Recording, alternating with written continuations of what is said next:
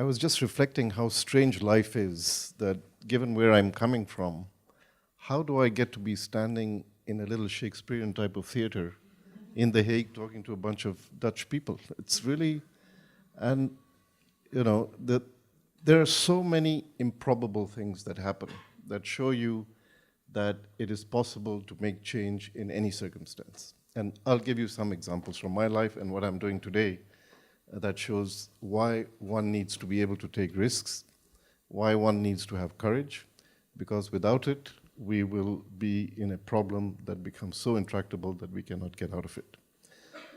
I grew up in Kenya, like Vera, not too far away. But for me, nature was part of my total experience of my life. The Kenyan environment, I don't know how many of you have been there. If you know Kenya, you know the nature, you know about the wildlife, but I know about the ecology. I can tell you about every plant. It was my passion. So as I was growing up, you began to see two very difficult processes happening, like in many developing countries. We had fast population growth. The economy was not keeping up. It was not moving well. We had a process where people's real incomes were actually declining. Many of the people who live in this, you call it informal settlement. Some people call it slum. I don't know why you don't call it that. But there were terrible conditions that people were living in. So for me, the two things of environment and development were inseparable in my thinking about life and what I wanted to do. So I dedicated my academic career to that end. I ended up at the Institute of Development Studies at Sussex, which at that time was one of the top development institutions in the world. All the best economists were there. And we learned how to criticize the World Bank and the IMF and all of these things. And Tom was talking about the long-haired hippie leftist. That was me. I love him now, I have to tell you that. And I remember how strange it is when I think back. Because when I was there, Margaret Thatcher got elected. She had a very right-wing approach. The coal miners at that time, who were working in terrible conditions, were demonstrating for salaries, and she wanted to break the coal miners' strike, and she did it very brutally. And the coal miners came out on the streets in London, and we went up from the university to support the coal miners. I'm spending my life trying to decarbonize the global economy, do renewable energy, get out of coal completely, and I was on the streets defending the lives of coal miners at that time. How the world changes. So in this journey, I joined the UN. I was a young professional in the World Bank. I didn't like it. I switched to the UN because I felt the UN was more humane in its approach to development. And I went into the environmental field. I had a very interesting career. I worked in some of the negotiations for the Climate Convention, for the Biodiversity Convention, for the Hazardous Waste Conventions, for the Montreal Protocol, for the ozone layer. I worked with extraordinary people in the UN who led political processes that made game-changing legal agreements. I worked on international environmental governance. How do we develop institutions that are capable of managing the global commons that can take us to a safe direction for the environment for the future. And it was very exciting in the early days, but then at some point, as the political equation changed globally, the UN became more and more a place where you couldn't actually get something done. I've attended a lot of COPs. If you know what the COP is, Conference of the Parties of the Climate Change, climate conventions. I attended so many of them. I started with COP4 in Buenos Aires, I remember that very well. And I've attended at least 15. And each one depressed me progressively more and more. I had a very good career in the UN. When I left the UN, I was the director of the Chief Executive Board Secretariat of the UN. I worked very closely with two Secretary Generals, with Kofi Annan and with Ban Ki-moon. I was working on the coordination of all the economic and social activities of the UN, trying to make sure there was no duplication, that the UN was working in harmony, that the board, which was chaired by the Secretary General and the heads of all the UN agencies were part of it, that we were taking decisions in the right way, we were understanding how the system needed to function, we knew the legislation, we knew what the politics were, and we knew what kind of results were required, but progressively it was becoming more and more difficult. And for me, the breaking point came in Copenhagen. So I had been working on a system-wide approach to climate. I was with the Secretary General, we went to Copenhagen, and we thought that this is the place where the deal is going to be made. Some of us were a little bit cautious because we said you shouldn't overhype anything. But there was this drumbeat going into Copenhagen. We're going to seal the deal. This is where it's going to happen. You know, we're going to, these nasty negotiators who haven't been able to come to agreement, we take them aside, and the leaders are going to come together in a room and they're going to agree on this grand vision of climate change. A few of us were saying, look, hold on, I mean, the leaders actually take their briefs from those negotiators who you're offending right now, so it may not be such a good idea, but you know, they said, no, we're going to do it. It was terrible in every front. First of all, it was freezing. There were African and Pacific and Asian delegations who arrived without coats. There were only 3 security entrances, and there were lines that they were taking an hour to get into the room, and these guys were standing out there, you know, like this, so they had to get coats for them. So horrible. The food was probably the worst food I've eaten anywhere at any conference. It was like mush. They were very expensive. They were selling cans of Coca-Cola for about $8. This was a few years ago. So you can imagine how people were getting ripped off. The mood was not good. And the management of the conference was terrible because it was completely intransparent. The chairman was hiding texts and sharing them selectively with powerful countries, and the weaker countries were feeling very upset. And this was building into a very bad mood. And Copenhagen crashed dramatically. The last night of negotiation in Copenhagen was the worst experience I have ever had in multilateral work. I remember well the Venezuelan delegate. She was very well known. It's a very, very articulate, very attractive woman who was very passionate and very poetic. And she was trying to get the floor, and she was banging the table, and she cut her hand. So she stood on the desk and said, "The blood of the poor is speaking." Mr. Chair, I will be heard. It was amateur dramatics at its worst, and it was really, at that point, I had never felt so low in my professional life in terms of, you know, what am I doing here? Why does one have to go through this? At this time, I met somebody at that conference. There was a dinner given for the Secretary General, so we were invited. And I was sitting next to a gentleman who said, we heard about you and we want to ask your advice about something because we're trying to set up this organization in Abu Dhabi for renewable energy. And people said we should talk to you because you can advise us how to go about this. I said, sure. So we set up a meeting the next day. They came and told me there's a disastrous situation. There's an interim secretariat. Everything is falling apart. Nobody knows how to manage the structure. We don't know how to put in place the legs of an institution, what an institution, international institution, how it works. We don't have a program of work, and we need your help. So I gave them some ideas. They asked me to visit. I visited them.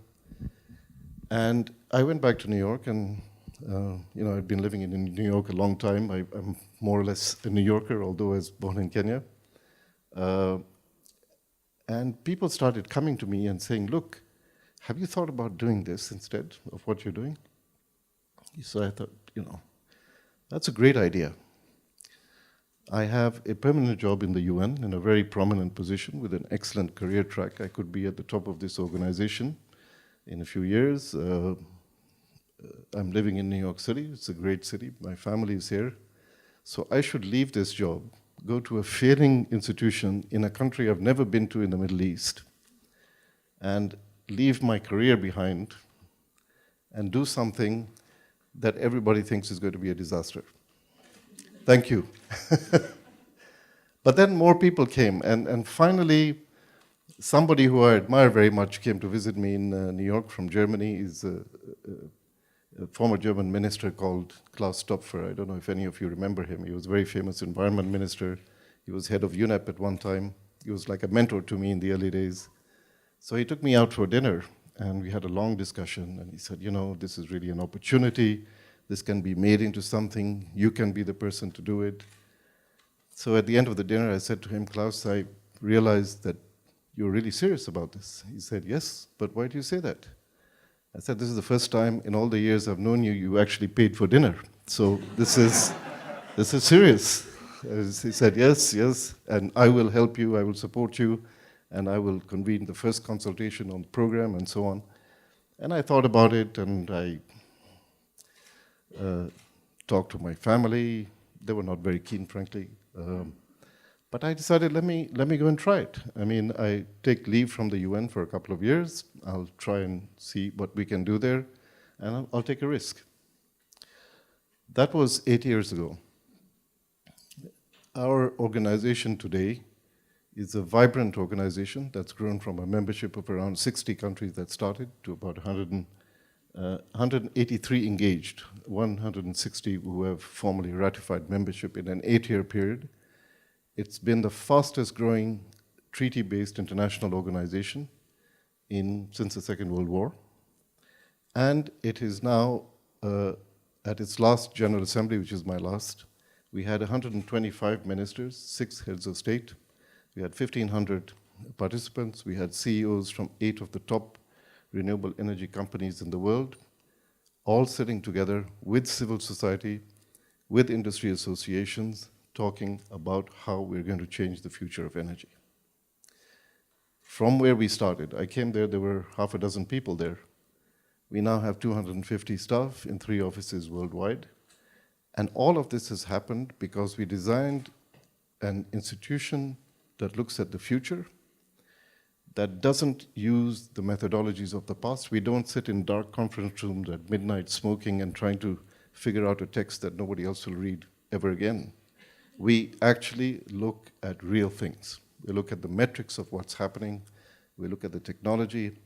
We have the best knowledge framework today for renewable energy. Part of the problem with renewables was in the past, nobody could get independent information. There was no verifiable, neutral information about technology, about cost, about how you balance the variability renewables brings on the grid, about what the technical characteristics of the technology are, about where the resource is, how you do all of this.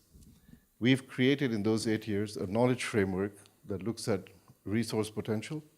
We do worldwide solar and wind mapping. We're now doing geothermal. We're going to move to biomass.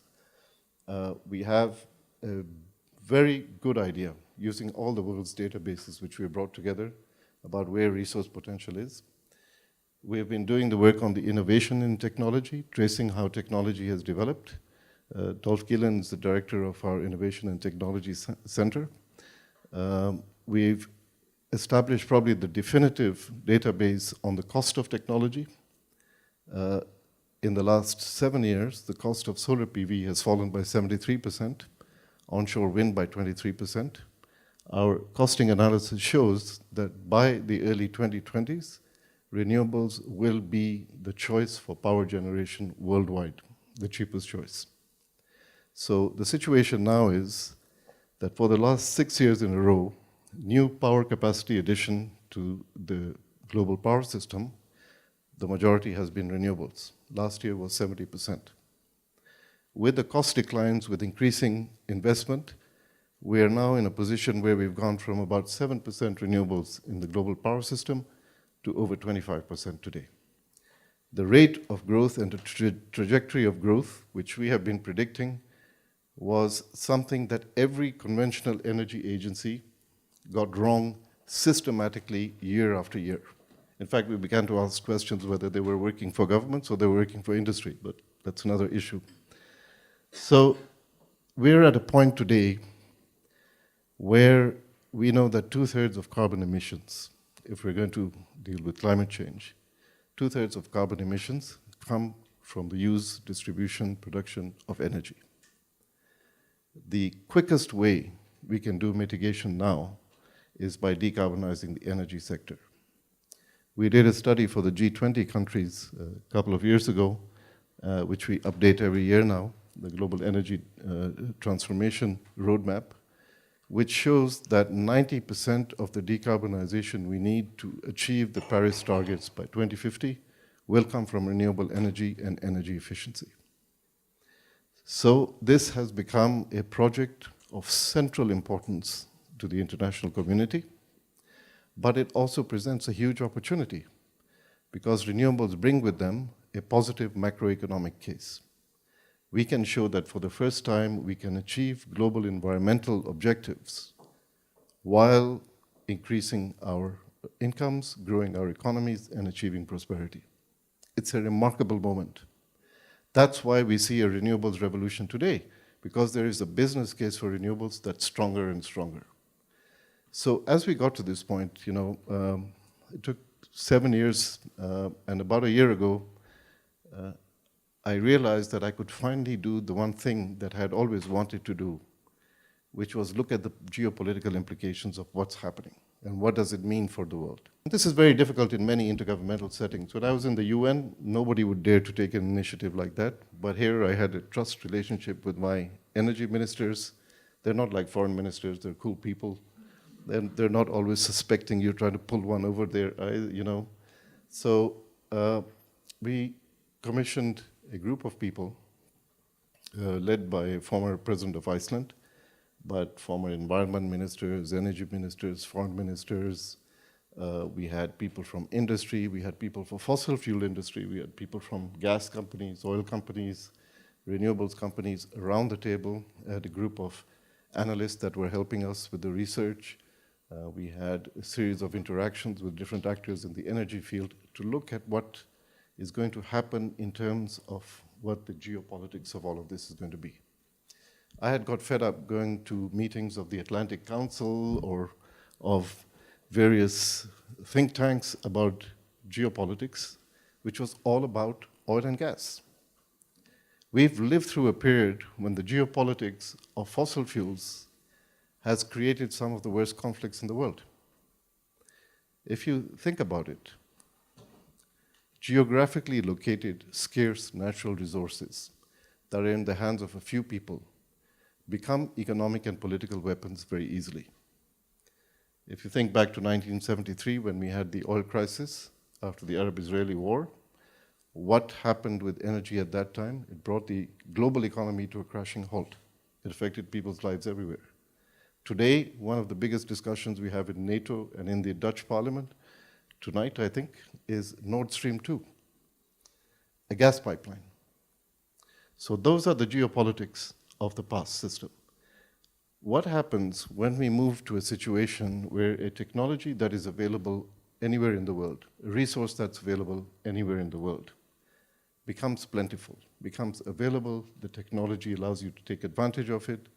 We're no longer talking about pipelines and naval presence in the Gulf and naval presence in the South China Sea and a choke point in the Malacca Strait and a choke point in the Hormuz Strait and deploying troops to protect pipelines X place and sanctions against X country. We're talking about a future where every country can generate at least part of its energy requirement domestically, can do it economically.